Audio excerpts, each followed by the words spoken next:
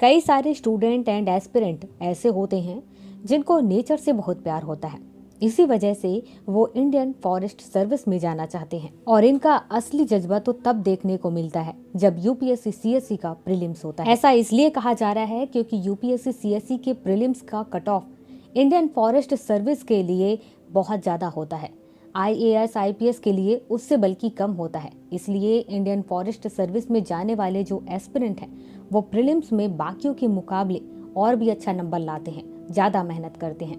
अब जो लोग ज्यादा मेहनत करते हैं उनके मन में यह भी सवाल आता है कि आखिर इंडियन फॉरेस्ट सर्विस के ऑफिसर्स को कौन सस्पेंड कर सकता है और कौन डिसमिस कर सकता है। आप सभी को तो पता ही होगा कि ऑल इंडिया सर्विस में 3 सर्विसेज आती हैं, आईएएस, आईपीएस और इंडियन फॉरेस्ट सर्विस। इसी वजह से इनकी पोस्टिंग इंडिया में कहीं पर भी हो सकती है। वो स्टेट में रहकर के भी काम करते हैं, यूटी में रहकर काम करते हैं और डायरेक्ट सेंट्रल गवर्नमेंट के मिनिस्ट्री के अंडर में भी काम करते हैं। तो ऐसे सिचुएशन में सवाल होना वाजिब है।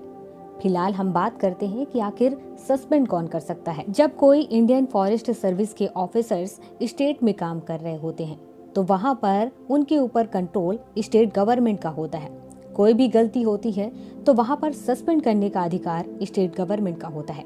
सस्पेंड करने के बाद स्टेट गवर्नमेंट इसकी जांच करवाती है। जांच करवाने के बाद पता चलता है अगर कि इस ऑफिसर के ऊपर लगाए गए आरोप सही हैं, तो उसके बाद आगे की कार्रवाई की जाती है। कार्रवाई का मतलब 2 तरीके से होता है। सबसे पहले ये कि स्टेट गवर्नमेंट या तो इंडियन फॉरेस्ट सर्विस के ऑफिसर को सीधे सेंट्रल गवर्नमेंट के पास भेज दे, या फिर ऐसा भी हो सकता है कि स्टेट गवर्नमेंट उस रिपोर्ट को सेंट्रल गवर्नमेंट के पास भेजे।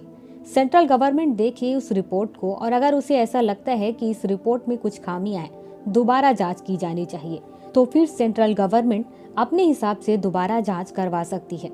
जांच करवाने के बाद सेंट्रल गवर्नमेंट को अगर ऐसा लगता है कि लगाए गए जो आरोप हैं वो बिल्कुल सही है, तो ऐसी स्थिति में इंडियन फॉरेस्ट सर्विस के ऑफिसर को वो डिसमिस कर देते हैं। लेकिन अगर ऐसा होता है कि सेंट्रल गवर्नमेंट के जांच के बाद पता चलता है कि जो आरोप लगाए गए हैं वह सही नहीं है, तो ऐसी स्थिति में इंडियन फॉरेस्ट सर्विस के ऑफिसर को सेंट्रल गवर्नमेंट उस स्टेट से अपने पास वापस बुला लेती है और उसके बाद उसकी ड्यूटी किसी दूसरे कैडर में या किसी दूसरे स्टेट में लगा देती है। इंडियन फॉरेस्ट सर्विस के ऑफिसर को डिसमिस या फिर सस्पेंड करने का काम ministry of environment, forest and climate change, government of India देखती है।